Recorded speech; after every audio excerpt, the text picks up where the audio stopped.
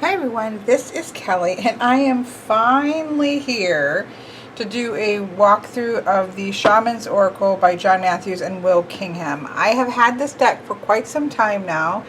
It is one of my main Oracle decks that I use. I don't know why I haven't done a walkthrough of it. I really don't. Because I use it all the time. This is my current copy right here. You'll see that it has borders. I use this, and it's really crappy cardstock. So, as the borders really started to get chewed up, I just trimmed it so that gives this a second life. But then I did purchase a second copy because I know this will get chewed up after a while. And so then this gives me actually two more lives here, one with the borders and then taking the borders off will give me another one. So I am preparing for that because as I said, the cardstock really is not good on this deck. It's just very cardboard-like, and so it does get chewed up. Now, let's be also fair. I use this a lot. I riffle shuffle, and I also work on primarily a wood background, or wood desktop, right? So reading table. So that means that my cards are, see, it's not great. It's not great cardstock for riffle shuffling. It feels very cardboardy. But because of this, I am constantly on a wood surface. I am riffle shuffling. I am using these a lot. So I take that all into account. Most people with just maybe normal Oracle use won't find this to be as much of a problem as I do because I use it a lot and all those things I just said. So I had heard about this quite a few years ago, and I had seen one or two walkthroughs of it, and I also saw a conversation surrounding it that it was a difficult deck to work with because of the system that was involved. And then when I finally decided to get it, it went out of print. And I wasn't going to pay the amount of money that the out of print decks that I found were there. But then it was brought back into print with this iteration. And so as soon as I saw it was back in print, I grabbed it, and I'm so glad that I did. It wouldn't be out of the realm of possibility that I didn't grab another one of these to put away, just because with coupons and things, they're really cheap. It's well, it's a $20 deck, but I got this one, I think, with coupon and my Barnes & Noble's discount. I feel like I got it for maybe $12. So it really wouldn't, again, be out of the realm of possibility if I didn't pick up another one. Now, that is because of the cardstock issue and the degree in which I use it. Okay, so it's called The Shaman's Oracle, Wisdom and Guidance from the Ancestors, and it is by John Matthews and Will Kingham. I am a John Matthews fan. I think that his works are very well researched. I'm not always a fan of the artwork on his deck, sometimes so. Obviously, when he works with Will Worthington, it's a huge winner for me. But I am a fan of the research that goes into his works, the extended bibliographies in his work. So I tend to look at anything that comes out by John Matthews to see if it's something that's in my wheelhouse or that I'm interested in, because I know the amount of research that's going to go into it. So, so yeah, that's there. Then we have Will Kingham here as well. Kingham. It's this new version. Again, there is, if you see a deck, one of these for a lot of money, it's probably the first edition. And so this is, I don't have that to compare it with, but this has a slide box.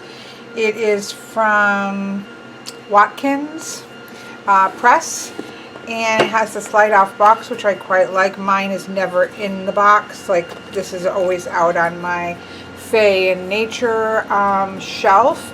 And so, I don't really use this. This is like this, obviously, because I haven't used this particular one. I hear something going in the background. Sorry about that. Hopefully that doesn't show up too much. All the windows are open because it is a beautiful beginning of fall day. It feels like fall. And so I also have my allergies are up, so my ears are ringing pretty good. So to be honest, I was kind of like, oh, that's probably just my ears. But I'm like, I don't think that is. So anyways, so it comes like this. It has the guidebook in here, and then it has the cards.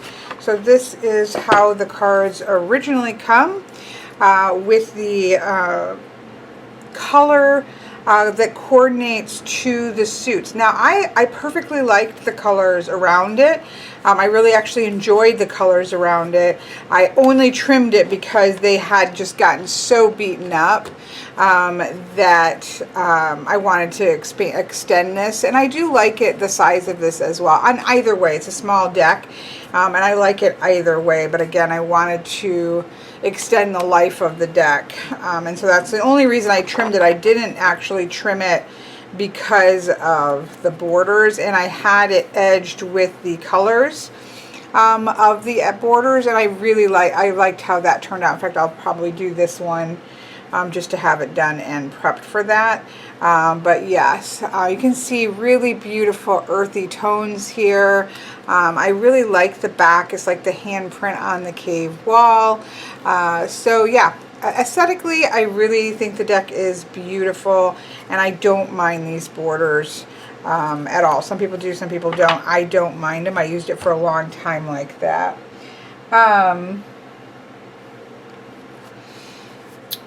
Okay, let me set this aside. Sorry, I kind of don't know. I just use this so much that I'm having a harder time zeroing in on just sort of the standard routine of how I do things. So we'll come back to the cards. Let's zoom in and look at the guidebook. So it's been so long, to be honest, since I've looked at like all of the intro-y stuff. It talks about the world of the ancient shaman, talking about ancestors communicating through images drawn or carved on the walls of caves, talk about journeyings and out-of-body experiences and things of that nature. And so this is a 52 card deck of original cave art. It taps into the power of these ancient drawings by using them as shamanic windows into the world of our ancestors through which we can seek guidance. Now, the images are new works of art. So these are newly done works of art. However, they are based on accurate renderings of the cave art. So they took actual cave art and then created new art of that, if that makes sense, just to be clear. So it has it, you know, as it was inscribed, or as it still exists today, but then enhanced through the eyes of the modern world. So we have that. Talking about relevancy, talking about exploring caves. You know, you're kind of entering into the cave when you are entering into the system. There are two interactive, what they call as two interactive cards. And I'll show you later how I use these. But they are basically significator cards. And one is for the journeyer, which is the seeker during the reading. And then there is a companion, which is a supportive guide for the companion. I use these in very specific ways. I'll go into that a little bit more. I'm not sure how that is intended to be used, but I do use those cards specifically in the readings that I do with this. Now, what I think really makes this deck one that I go back to and use constantly is the suits. I love every single one of the suits. I think they're brilliantly done. Just in terms of reading, they bring up a lot of energy. I just love the suits.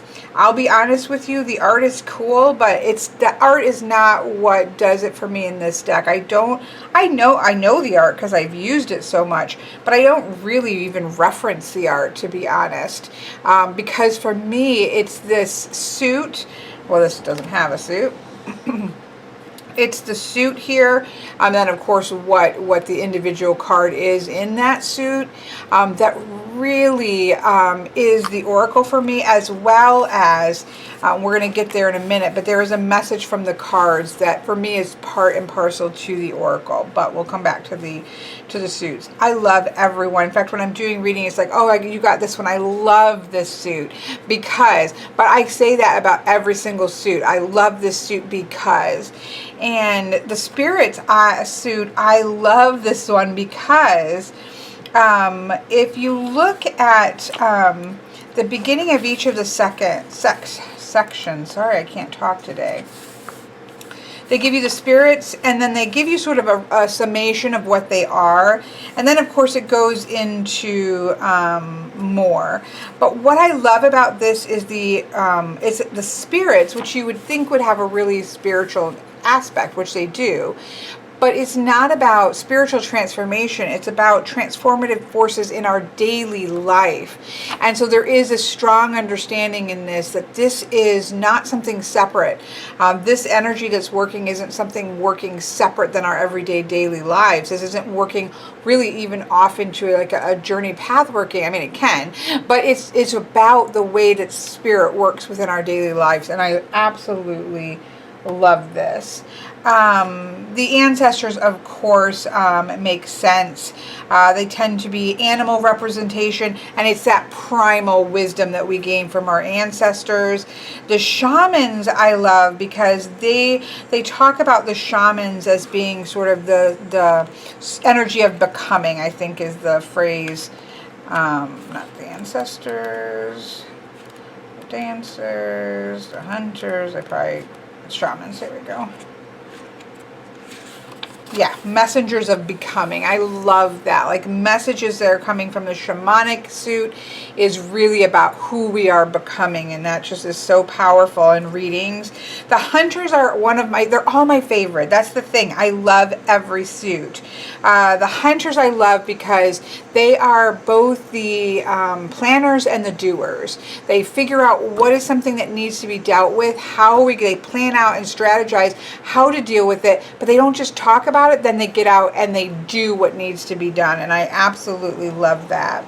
And then the dancers are just beautiful because the dancers are physical expressions of energy. When we dance, we are physically expressing the energy that's around us, and it is just gorgeous. It's just beautiful. I love the suits in this deck so much. So there are 5 suits of 10 cards each, plus the extra journeyer and the companion, which makes 52 cards. Love it. I really love it. And I don't say this lightly when I say that I've used this deck a lot. I have used this deck a lot, professionally and personally. Now, I am going to say right here that I don't work with the caves. So maybe I need to, so that I can, now that I just, I use this like it's part and parcel to who I am and to my practice. So maybe I need to enter into the realm of the caves. I think that the original version had a large like poster of this. I'm not a fan of poster things in decks. They don't lay flat. I just don't find them to be useful. But you can just use your hand as this representation, as they've done. If this is the middle world here, you have the spirit world outside of your fingers, right? Physical world, spiritual world all around it. And they have the cave of earth, the cave of rivers, the cave of hearth fires, the cave of winds, and the cave of ice. So we have 5 suits, 5 caves here. Again, I don't use, because I feel like the understanding of the suit, so the ancestors go with the cave of earth, and they give you a nice breakdown here. And so we'll talk about that in a minute. I guess I would say that I probably use it, but it's just integrated in with, okay, the suit of ancestors is connected to earth. The suit of hunters is connected with rivers, which are moving and flowing and shifting, right? The dancers are they are expressing the fire or hearth fire around them and the joy of coming around a fire together with people that we love. The tribe of shamans with the winds, it's about beginnings and possibilities, and it's that a process of becoming, right, change.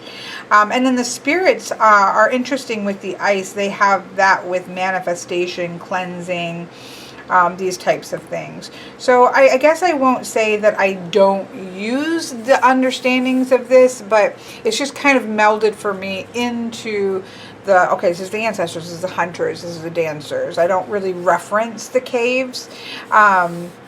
But they do give you a nice little chart here that shows it's the cave of earth and the tribe of ancestors, and then it gives you the element. Of course, earth is earth, rivers are water, fires are fire, winds are air, and ice is aether or spirit, and it's the house of spirits. And then give you some indicators, some keywords, but then it gives you a space to put your own meanings in as well as you come to use it, how that might show up for you. So this is something that you can reference back to, although as I said, I think the more that you use it, these just make sense, right? Talks about connecting with the deck, framing your question, these types of things. And then it has the basic layout. I don't use this particular layout. I have a very specific, I use it for some other things as well. But when I have an ancestor reading that I do, and for clients and for myself quite often, and so I will show you that. But this is great because it's basically an elemental reading here, so that can be very powerful then to see what your message is in that elemental reading. So we'll look at that at the end of the video. And then it talks about the cards themselves. So each of the cards, and I'm not going to use this one as an example. Each of the cards here has a colored image, which I love if you're studying this, if you're just getting the deck and you want to take this to bed or sit on the couch, and you can see the color representation of the card right there. I'm a big fan of that, so that I don't have to try to put my deck back in order when I want to study, right? This for me, this message from the ancestor of that card, from the spirit of that card, from the hunter of that card, from the shaman of that card, is to me where the oracle is, right? So sometimes we pull out a deck, and of course, do I have any right around me? No. But sometimes we pull out a deck and we look at the title, we look at the what if there's a keyword for an oracle deck, and then we look at the image, and the image, and then those things combined give us the message. For me in this deck, it's the suit, obviously the title of what that particular individual one of that suit is. So suit name and individual name, and then it's this message that to me presents as the oracle. And I do read this when I am doing readings, as I noted in my, reading where you purchase the reading.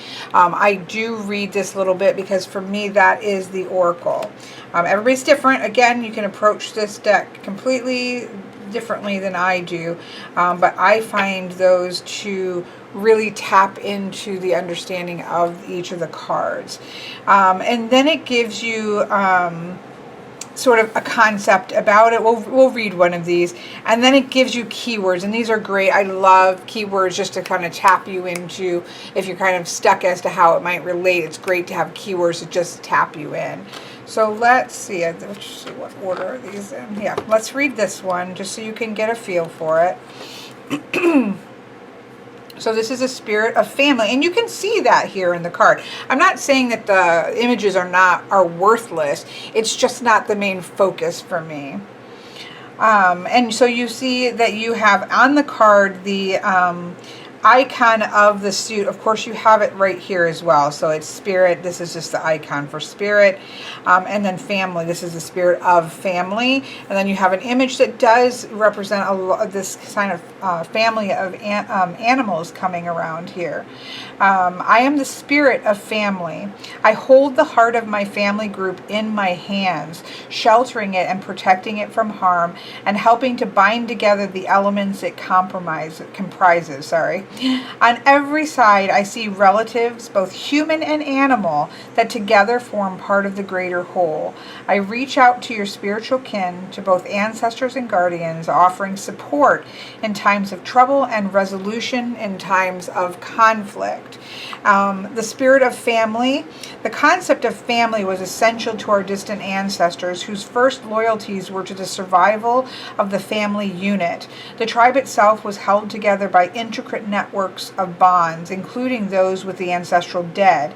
However, their idea of kinship went beyond the human. The creatures with whom our forebears shared their world were equally significant and were seen as part of the tribe. The spirit of family awakens us to the whole spiritual community of the shaman, both human and animal, and reminds us of the vital role played by kinship. And then the key word or interpretations are resolution in time of conflict, seeking the support of family members, relatives lost and found, sense of community, and importance of spiritual family. So that's what you get for each one of the cards. And that, of course, goes all the way through. And in between, you do get a nice, like I said, here's the spirits, transformative forces in daily life. Without the cooperation of the spirits, there can be no shamanic practice. They guide, strengthen, assist, and cooperate with every shamanic practitioner to empower the work undertaken. They may take any form, human, animal, mythical, or abstract. No two people see them in exactly the same way, but all agree that their presence lights up the inner worlds. In many images of prehistoric cave art, we find the spirits represented, figures who are sometimes strange to our eyes, but always powerful and often deeply moving. And more importantly for me personally in the use of this deck is the understanding that those spirits work with us in our daily lives. This is an ongoing daily connection. This is not something that we only do when we're sitting in sacred space. And that to me has become so beautiful in this suit of spirits. So you have that between each, and then you have what I showed you for each one here. Excuse me. So it goes through all of the cards, and then it has further working, the shaman's vision, making the journey, and so forth. And then, of course, he always does an amazing job of giving some extra resources here. This doesn't have as much as is normal with a John Matthews book, but this is also a very small guidebook for John Matthews. Now, I will say that it helps. I'm trying to find it here. So one of the books that I keep that's pretty primary for me is the Celtic Shaman by John Matthews. And of course, this just has a lot in the bibliography.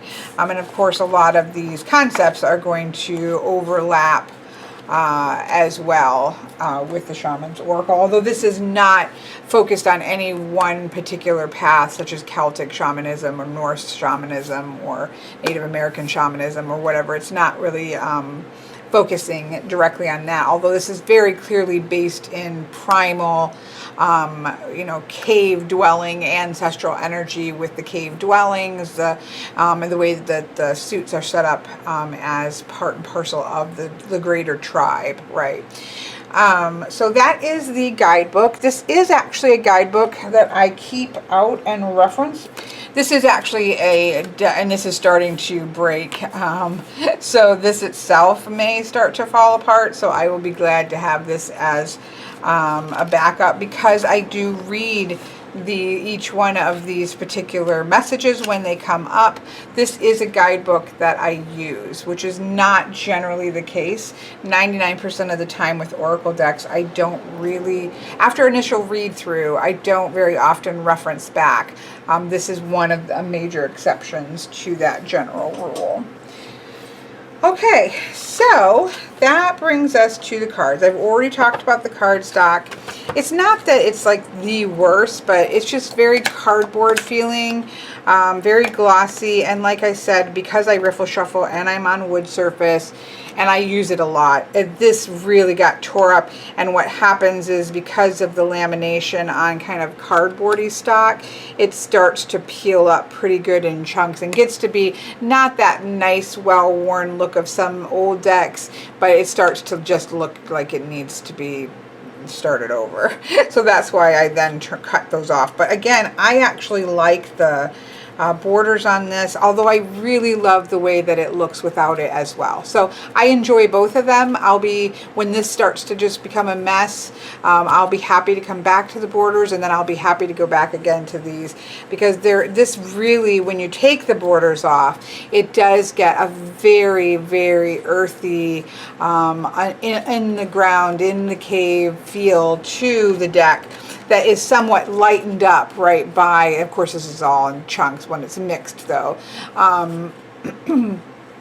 You get a more of a feel for the overall elements with the borders on them, but you really get a cave vibe with them off, and you still have access to the colors down at the bottom. So if you'll see, you have the blue border, well, the inset where the icon is, and even the there's two different shades of blue here, right? There is the kind of a brownie tone in both of those. There is a yellow tone in those. There is a red brown, you know, sort of a burnt sienna color here. There is green tones here, and then of course there's the purple tones of the significator cards. So you don't lose that. It's still there when you chop it off. It's just much more prominent when they are in place. So I like them both. I like both iterations. This is just the current one that I am working with. I'm gonna come back. I'll leave those for last because I'll come back to how I use those. Everybody's gonna use those differently. Okay, so here again we have the sets of spirit, and there are nice, you can bookmark just this page and it gives you a quick rundown of the spirits. You can also bookmark this for a quick cave, or you can just do a quick bookmark here, which gives you what the tribe is, what the cave is, what the element is, and some keywords for those particular sets. And that is a really quick reference back to just getting an overall feel. So for example, we're starting with spirit. This is the element of aether or source or spirit. It is connected with ice. And it is about, the suit itself is about inspiration, spirit, purification, dream work, resolution, and again, for me, very much the way that spirit moves in our daily life. So we have spirit of family, spirit of truth. There is something very clear and geometrical about this particular cave painting that I think stands out beautifully for truth. Spirit of love, spirit of healing. I do love this one with the tree growing out of the fingertip and sort of what looks to be like maybe a person and an animal, and so that sort of nurturing and healing of the world there. I also love the large hand. Here we have the spirit of wisdom. I don't have much to say about that image. It just feels powerful, but I don't really see it as representing anything to me particularly. Spirit of empowerment. I love the light that is being shown here. I'm sure, who knows what these different things are, but to me that does see that sense almost like a battery is connecting and giving light. That's obviously not the case. Again, I don't work with the images too much, other than that I've not had one that interrupts the flow of what the meaning is. So there we have the spirit of empowerment. The spirit of initiation. I love this, just the way that it's done looks like starlight and pure potential of star energy. This is destruction. I think this is really awesome because it feels like chaotic, like maybe a star system is being born or something like that. But then we also have what looks like it could be a mouse that is very destructive and is going to chew away at things. So there's a couple things there. Spirit of challenge, like, you know, if you would meet that in a dark cave somewhere and that shadow looming up on a wall, right, would challenge you. Spirit of nurture. I don't see this as overly nurturing, I suppose, image-wise. I do like the light behind it. There is a sense of maybe going into a hut or a house of healing and nurturing, and maybe just needing to feel safe and secure in that nurturing. Okay, so that brings us to our ancestors. This is related to Earth. Again, you can see the brown tones. Spirit has sort of a blue tone here to that, which you would think would go with water, but you know, not everybody sees it the same. So ancestors, earth element, are often connected to challenges, trials, breaking out of a situation, and so different things that are going to help us in those situations. So here we have the ancestor in guidance. We have hope, which is necessary in those trials and challenges. We have memory, which kind of takes us back to how we may have challenged it before or past things that will help us. We have skill in overcoming those challenges. As you see, you can kind of see how they fit. Sorry, I know I haven't been looking at the people or the images because I don't often. This looks like a light bulb moment to me. I love this little guy, however. This is the ancestor of knowing, and there's just such a light, and that light across the eyes of wisdom and knowledge. He looks like a very happy little bee, but it just makes me smile when I see it. Love this one, probably one of my favorite. Ancestors of illusion. Ancestors of protection feels very like, look at that. We have all of these animal energies coming to our protection, which is awesome. I do love that particular image. Boundaries, setting up the boundaries of the field here. The bull, thou shalt not pass with those horns.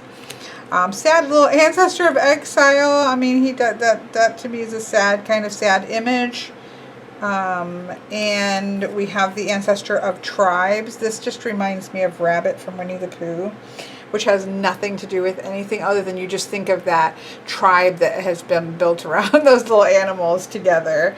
But we have the ancestor of tribes. So then that brings us to the beautiful dancers. Now, the dancers, again, for me, are just pure expressions of energy, of the fire, of coming around the fire and doing those ritual dances, or just celebratory dances, or just getting together and having fun, like those types of things. And this is about home and gifts and joy and transformative energy here. Dancer of beginnings. Dancer of joy, seems like she's giving birth. Dancer of friendship. I love these are just random things that come to my mind, right? I love the mirror. It looks like he's holding up a mirror, and he is seeing, if the way it is angled, you can see both of them in the mirror, like a selfie shot, which is not what it is, obviously.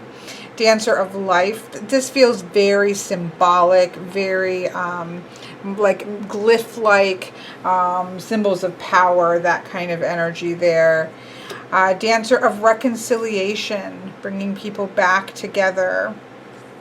The dancer of fear. I love the red in this. Dancer of promise. I love the way that the light is here, and you're getting on a flat surface what looks like reflections of shadow here, but that light that's just streaming in. Dancer of inspiration. I love this burst of light here that does feel very inspirational. Dancer of frustration. I love this particular card. Just the message from the card on this one is really beautiful. Dancer of lies. And then that's all of the dancers.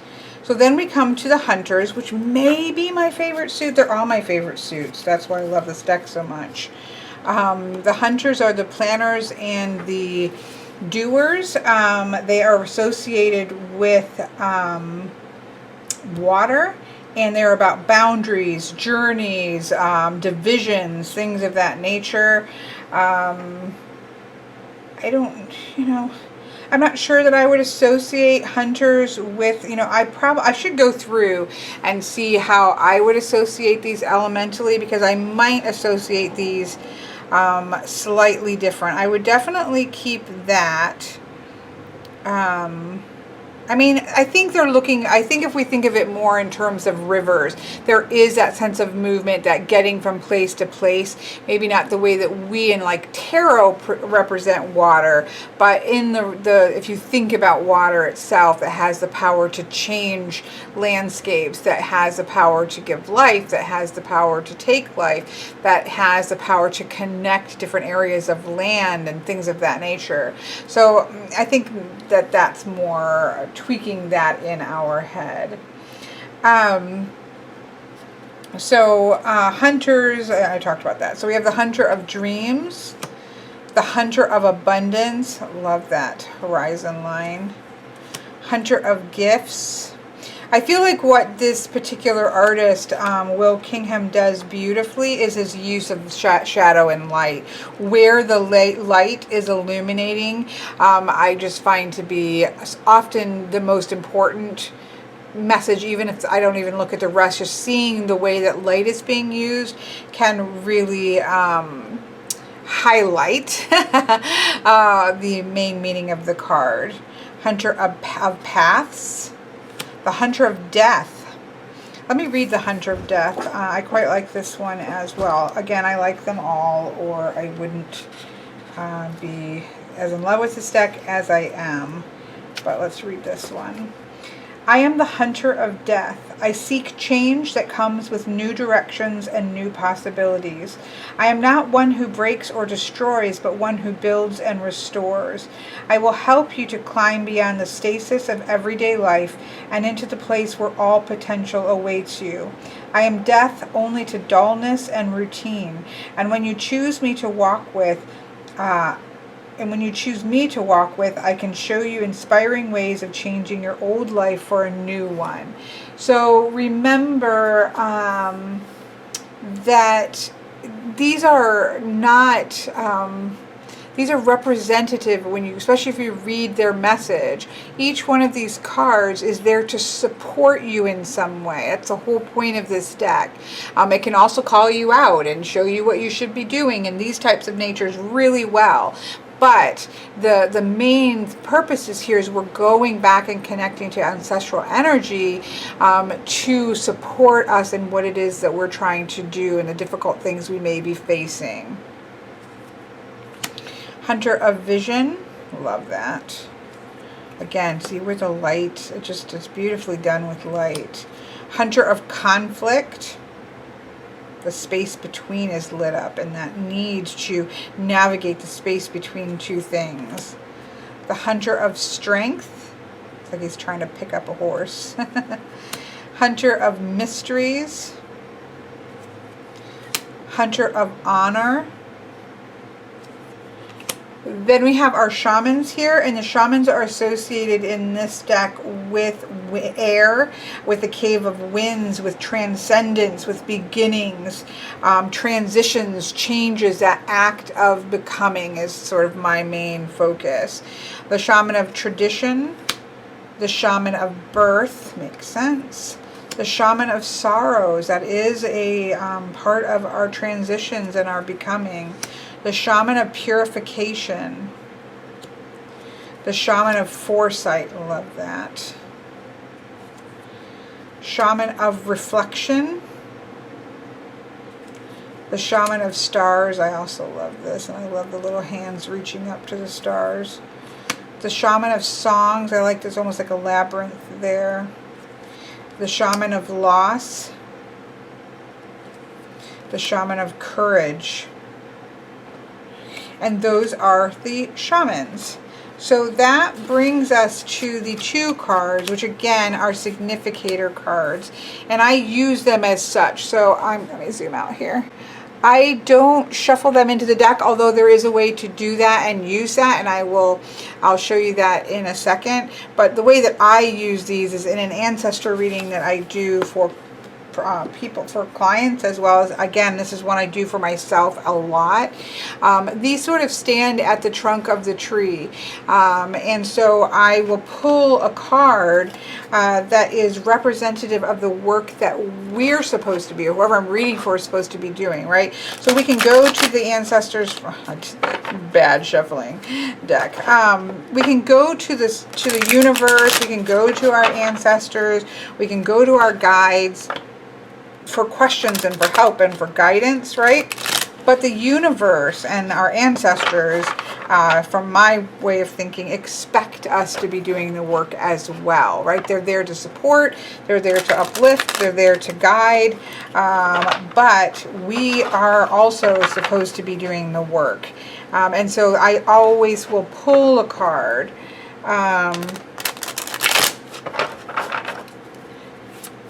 I will pull a card. So what I'll do is I will split, and I will pull a card for the companion and a card for the journeyer.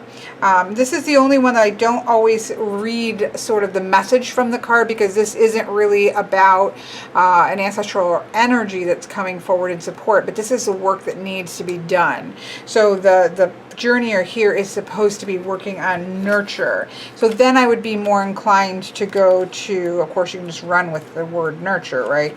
But I would be more inclined to look to the keywords of finding shelter, finding a foundation, restoring a self, taking that time to have grace with self, have a space for nurturing oneself for a while. That's something that's necessary. And then the companion is a direct guide energy that is there to help in this specific task. For me, again, this is just how I use it. And so then I would read the Ancestor of Illusion, who is going to help to show the true nature of things around us that may seem to be beautiful, that's not. Things that we may be doing that is not nurturing to ourselves, and so on and so forth. So this is how I tend to use these particular cards. This is the active work that the myself or my client is supposed to be doing, and this is a specific energy or guide that is there to help with that task.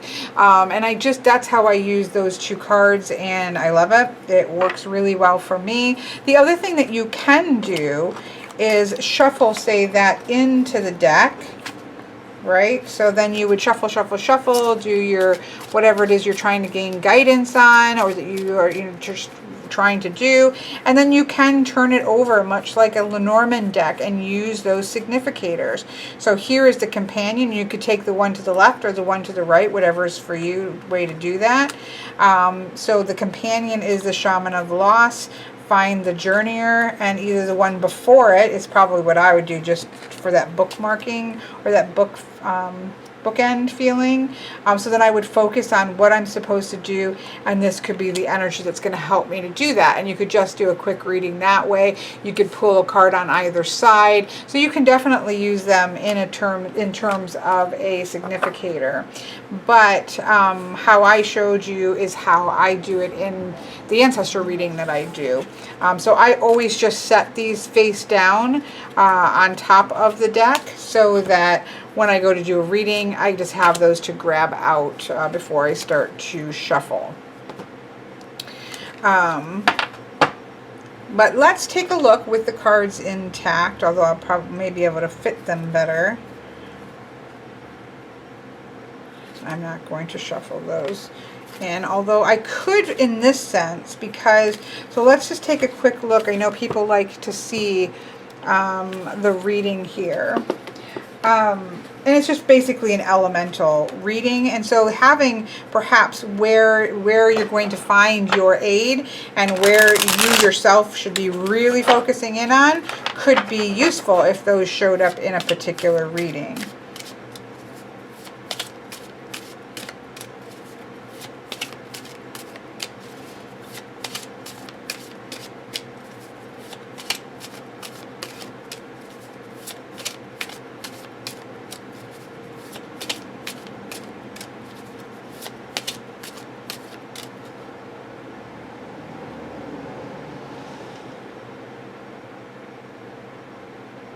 Oh, so I'm just reading this real quick.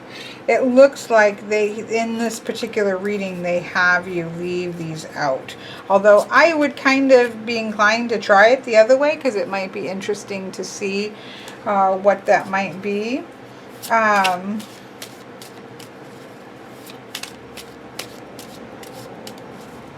But we'll see how this ends up doing. But anyways, you're going to shuffle, shuffle, shuffle, and you are going to pull for the element of fire, the element of air, the element of water, which is interesting. Again, we got a hunter in the element of water, and that is a water energy, right? So we've got spirit or aether in the position of air. So they're doing fire, air, water, spirit, source, aether, however you see that, and earth over here. So then it's basically an elemental reading, right? You would look and think about, oh, right, well, if you pull out this little chart here, right, and here is the position of earth, which is about trials and challenges and these sorts of things, then, all right, what would the dancer of life have to say about that particular situation? Having the hunter of strength in the water position, so it highlights that movement and that sort of energy that's there with the hunter of strength. So you've probably all done an elemental reading. So you have that elemental reading that is there. Do they not have you do anything with, let me go back to this. Yeah, it doesn't really talk. I guess these are just kind of setting you on the road, and then you're looking at these. So that's a different way of using it. So again, it's an elemental spread, which are fantastic. I do really love elemental spreads. Now, I use a number of decks with this deck because this deck has the system. It tends to be the primary, like in my ancestor reading, this is the primary deck, and then I use another oracle deck to go with it. Let me pull a couple examples. Okay, so currently the main deck that I'm using with this one is the Illuminated Earth. And so I'm just going to set this aside here because I'll just switch to using my current deck right now and save that for a rainy day. So where I might be pulling 3 cards for the ancestral energy at the bottom of the spread that I do, then I also add in another card to, so this is the ancestor or spirit that's coming forward, and this kind of adds to the message of the card. And so that's how I will very often use a card in conjunction with this deck. The Illuminated Earth works beautifully for that, and that's what I'm primarily working with currently. And I use these two a lot. You can see how well worn my edging is. I'm going to have to re-edge that. The other that I have used a lot with it is the Mystical Shaman's Oracle. This is one that I have used a lot in conjunction. Again, this is the primary message, and this extends and expands the message that is there. So I've used the Mystical, just color-wise, you can just see it works. It also just works, I love this deck, and it works really well in ancestor readings, which is primarily what I'm using this deck for. I have also used it, so those two, the Illuminated Earth and the Mystical Shaman, are ones that I've used the most with this deck. I have also used the Devas of Creation deck as well, although I will generally use this as pulling in the branches of the tree with one card and then using maybe the Mystical Shaman down here. I'll again show you an example of my reading that I do with it, but that's generally how I don't tend to use all of them with the Devas of Creation, but I do use it in those top branches sometimes. And then also I have used the Shamanic Medicine cards. Again, it just color tone wise, message tone wise, it does work really Okay, now I can't pick it up. It does work really beautifully with the cards. Of course, that's not one I quite like. I don't like the upper world in a shamanic deck to be astrology, but you know, it's not a perfect deck, but it's a beautiful deck. So I've used this deck as well.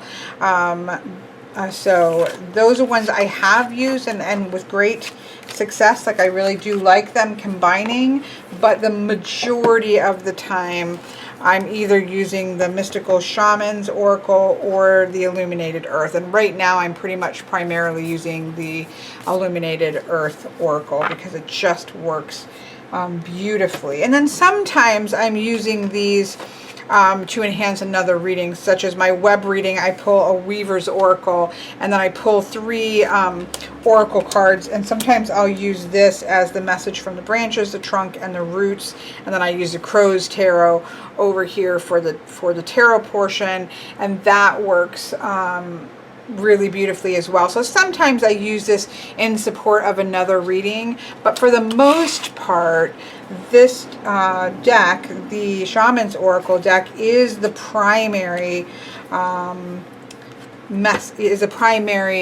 structure of the reading, and the other cards that I use are in support of that.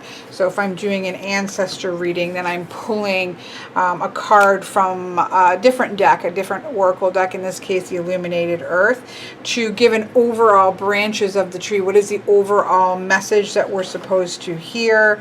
I then, at the trunk of the tree, as I said before, pull a card to represent what the querent is supposed to be doing in this instance, and what is a aid to that task that's being set.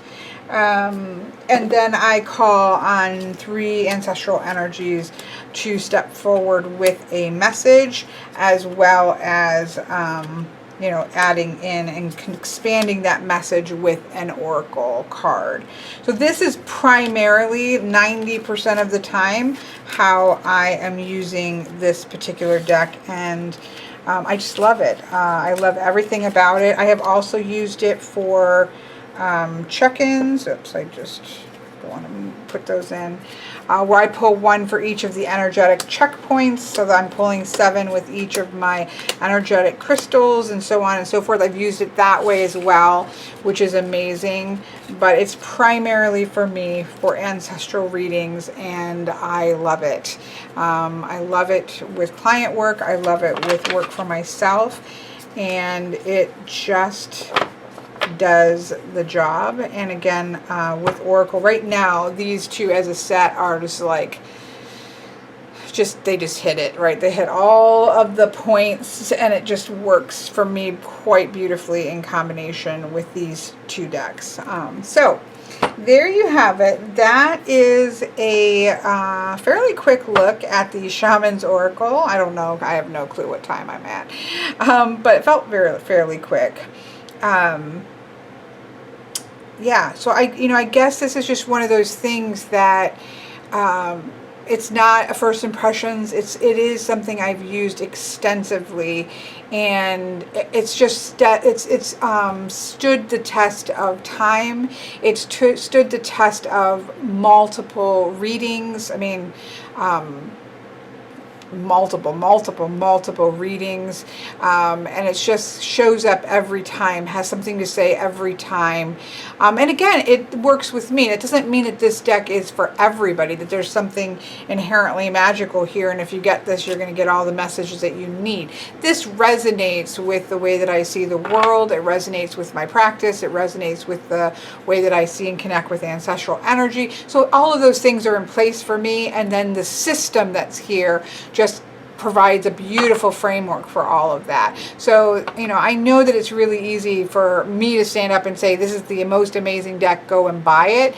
And then you might go buy the deck and be like, oh, it's okay, it's cool, but it doesn't do anything for me. Because it maybe doesn't fill a space that you are needing in your oracle decks. But for me, it really has stood up over time. And I'm really very, very happy that it came back in print and that I was able to get a copy of it and another copy of it, because I definitely, this is not a deck that I would want to not have a working copy of in my routine. So I hope this helps if you've been thinking about this deck, and I will talk to you guys all later.